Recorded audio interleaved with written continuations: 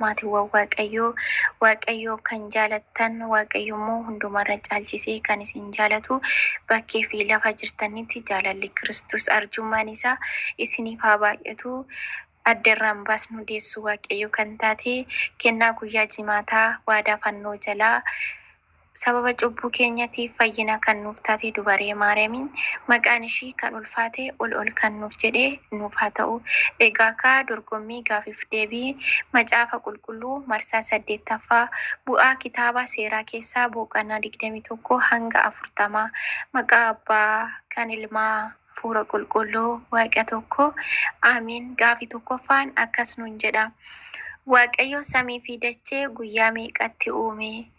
A guyyaa tokkotti, B guyyaa 6tti, C guyyaa tokkotti, D guyyaa 40tti. Gaafii lammaffaan akkas nuun jedha. Museen gaaricharraa yeroo gadi deebi'u gogaan fuula isaa maal ta'ee ture? A gurraacha'e, B calaqqise yookaan ifate, C addaate, D shunturfuurame. Gaafii sadaffaan akkas nuun jedha. Museen yoom fuula isaa uffatna uffisee ture? A yeroo kadhatu, B yeroo nyaatu, C yeroo gargar jiru, D ummatichatti dubbatee ergaa xumuree booda. Gaafii afuraffaan akkas nuun jedha. Museen gaaricharraa yeroo gadi deebi'u harka lamaa isaaniin maal qabatee ture? A xumfooroo warqee, B ulee Aaroon, C gabateewwan dhugaa lamaan, D qajeelfama dukkana walgahii. Gaafii shanaffaan akkas nuun jedha. Museen aaree gabateewwan seeraa eessatti cabse? A gaaricha gadi bu'ee, B fiixee gaarichaa irratti, C dukkanicha keessatti, D fuula Aaroon duratti. Gaafii ja'affaan akkas nuun jedha. Museen kitaaba kee isaa barreesse keessaa na haqama jedhee eenyuuf kadhate? A Aarooniif, B ofii isaatiif, C warra Gibxiitiif, D ummata balleessaa dalageef. Gaafii torbaffaan akkas nuun jedha. Museen gaaricharraa yeroo turanitti ummatichi Aaroon maal jedhan?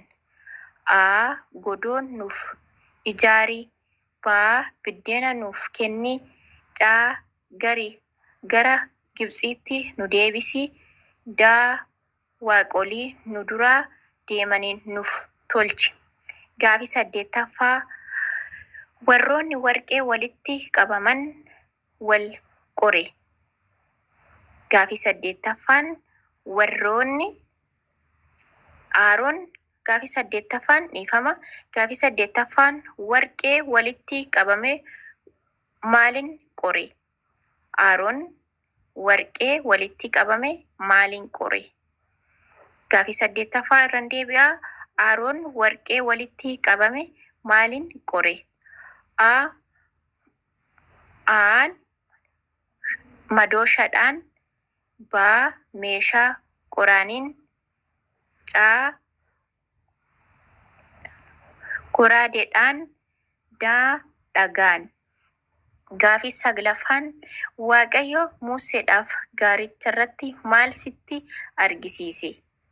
Waaqayyo Museedhaaf gaaricharratti maaliif isatti argisiise? A ergamoota Waaqaa, B balleessaa Gibxi, C kaartaa kanarraa, D fakkii dukkanichaa. Gaafii 10ffaan hamma warqee hojii dukkanichaaf oole meeqa ture? Hamma warqee hojii dukkanichaaf oole meeqa ture? A talantaa 1, B talantaa 10, C talantaa 29, D talantaa 100. Gaafii 11ffaan taabonni keessaa fi duuban maaliin akka dibatamu yookaan ufufamu ajajame? A meetiin, B silaan, C warqee qulqulluun, daa harriidhaan. Gaafii 12ffaan teessoon araaraa yookaan madaalichaa irratti kurubboonni meeqa akka hojjetamu ajajama. Teessoo araaraa yookaan madaalichaa irratti kurubboonni meeqa akka hojjetamu ajajame. A 4, B 1, C 2, D 12. Gaafii 13ffaa mixoonni fuula Waaqayyoo yeroo hunda keessa akka kamiyyuu ajajame. Gaafii 13ffaan mixoonni fuula Waaqayyoo yeroo hunda keessa hundaa eessa akka kaa'amu ajajame. A iddoo aarsaa irratti, B taabota keessatti, C minjaala irratti, D bantuu ibsaa jala. Gaafii 14ffaan reeffi dhiifamaa sibiila kamirraa akka hojjetamu ajajame. Reeffi dhiifamaa sibiila kamirraa akka hojjetamu ajajame. A warqee qulqulluurraa, B meetirraa, C nasriirraa, D sibiilarraa. Gaafii 15ffaan uffanni lubaa kan ta'e uffanni efoodaa dukkana isaa bifa kan akkamii ta'uu ajajame. Gaafii 15ffaan uffanni lubaa kan ta'e uffanni efedoo dukkana isaa bifa akkam akka ta'u ajajame. A diimaa, B cuquliisa, C adii, D gurraacha. Gaafii 16ffaa dheerinaa fi bal'inni qoma uffataa yookaan breastplate murtee meeqa? Gaafii 16ffaan dheerinaa fi bal'inni qomoo uffataa yookaan breastplate murtee meeqa? A harka 1, B ciqilee yookaan siinzar 1, C harka 2, D quba 5. Gaafii 17ffaa mi'i yookaan breastplate qoma uffataa keessaa kamiyyii fi meetiriidhaan tajaajila maaliif? Mi'a breastplate qoma uffataa keessaa kaayamanii fi murteedhaaniif tajaajila maaliif? A warqee fi meetii, B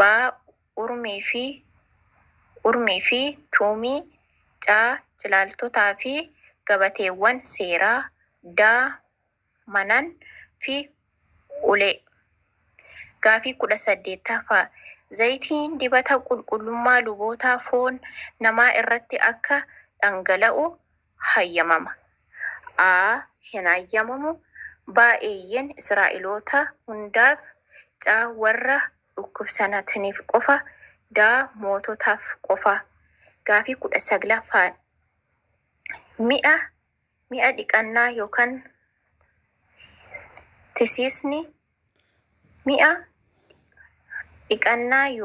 tisiisni maal irraa? Gaafii 19ffaan dhiifama. Gaafii 19ffaan mi'a dhiqannaa yookaan taasisan maal irraa hojjetama? A daawwitii nasii dubartootarraa. Filannoo 19ffaan daawwitii nasii dubartootarraa, B meetii qulqulluurraa, C warqeerraa, D supheerraa. Gaafii 20ffaan hojjetaan dandeettii qabu kan Waaqayyo maqaa isaaniitiin waamee fi ogummaadhaan guute eenyu? A Eliyaab, B Bisi'eel, C Aroon, D Litamiir. Gaafii 21ffaa gargaaraa Bisi'eel akka ta'uuf gosa Daanii keessaa namni filatame eenyu? A. Nadaab. B. Abiyuud. C. Filataameer. D. Eliyaab. Gaafii 22ffaa uffata qulqulluu tajaajila lubootaaf ta'u akka hojjetamu eenyutu ajaje? A. Aroonii fi ijoollee isaa. B. Warra garaan isaa ogeessa ta'e. C. Musee fi Isiyaasuu. D. Ogeeyyii Gibxi. Gaafii 23ffaan kanneen mi'a dukkanaa walga'ii hojjechuuf dhiyaatan maal ta'uu qaba? A. Dirqama. B. Kan Gibxi dhufe qofa. C. Kan lubootaa qofa. D. Kan qorannaa gaariitiin kennamu. Gaafii 24ffaa akkas nuun jedha. Dheerinni dhihaa yookaan mikaa dukkanichaa harka meeqa ta'ee ajajame? A. Harka 20. A. Harka 20. B. Harka 5. C. Harka 7. D. Harka 10. Gaafii 25ffaan akkas nuun jedha. Iddoon aarsaa inni gubamu sun godoo kamirraa hojjetama? Iddoon aarsaa inni gubamu sun godoo kamirraa hojjetama? A. Miidhagaa yookaan sibata irraa. B. Ejersa irraa. C. Laaftoo irraa. Gargar irraa. D. Gaattiraa irraa.